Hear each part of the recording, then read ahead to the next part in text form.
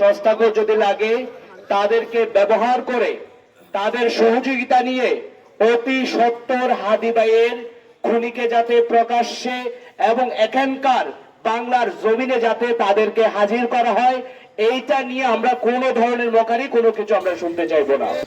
আমি ওর চিন্তা ভাবনা গুলো আগে থেকে কখনো আমার ছোট ভাইদেরকে বলতাম, তোদের কিছু হইতে দিব না, আমি যতগুলি আসুক আমি আমার বুকে নিব। আমি চাইবো আপনারা আমাদেরকে সবাইকে সহযোগিতা করেন যাতে কক্সবাজার ইনকলাব কালচারাল সেন্টারটা হয়ে যায়।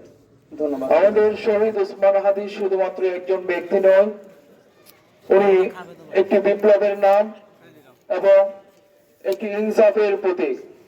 করণীয় কাজ আছে, একটি হচ্ছে আমাদের ভাই শহীদ ওসমান হাদির যে অসম্পূর্ণ কাজ, ইনসাফের যে রাজনীতি, মজলুমের মুক্তির যে শপথ, তার এই অসম্পূর্ণ কাজ করার জন্য আমাদেরকে ওয়াদাবদ্ধ হবে। সেসব হত্যাকারী ভারতীয় ষড়যন্ত্র এবং আওয়ামী ফ্যাসিস্ট বাহিনীর সন্ত্রাসী বাহিনীর ষড়যন্ত্রগুলো রুখে দেওয়ার জন্য আমাদের আবারও ঐক্যবদ্ধ হয়ে কোনদিন আওয়ামী লীগ ফিরে আসতে পারবে না। এই বাংলাদেশের আজাদীর লড়াইয়ে কোনদিন দিল্লির দাসত্ব কায়েম করতে দিবে না। আমাদের যে সাংবাদিক, যে সুশীলরা যারা আছেন, তারা আমাদের আজাদীর লড়াইকে কোনদিন আর দিল্লির কাছে বিক্রি করে দিতে পারবে না। আমাদের বক্তব্য খুবই পরিষ্কার। যারা আজাদীর রং বুঝেন না, যারা আমাদের দেশের মাটির রং বুঝেন না, ওটা আওয়ামী লীগের পতাকার রং নয়, ওটা বাংলাদেশের লাল সবুজের পতাকার রং। আপনারা একটা দুইটা বুলেট নয়, লক্ষ লক্ষ বুলেট ব্যবহার করতে পারেন, কিন্তু এই দেশের মানুষ এক হাতি চলে গেছে, কোনো সমস্যা নাই। আমরা ইনশাআল্লাহ তাদেরকে খুঁজে বের করব এবং হাজি ভাইয়ের রক্তের বদলা নিব ইনশাআল্লাহ। বিপ্লবীরা এদেশের পতাকাকে, এদেশের মানুষকে, এদেশের স্বাধীনতা সার্বভৌমত্বকে রক্ষা করবার জন্য, এদেশের গণমানুষের কাছে পৌঁছে দেওয়ার জন্য তারা জীবন দিয়ে গেছে।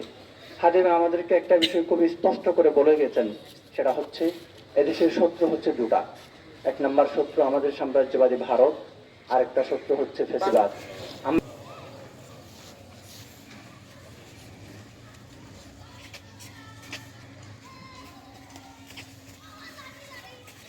আল্লাহু আকবার।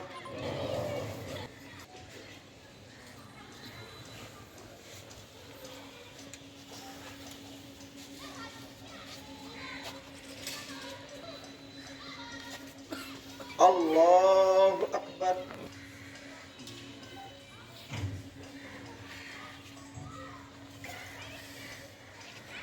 আল্লাহ। আসসালামু আলাইকুম ওয়া রাহমাতুল্লাহ। ওয়া আলাইকুম ওয়া রাহমাতুল্লাহ।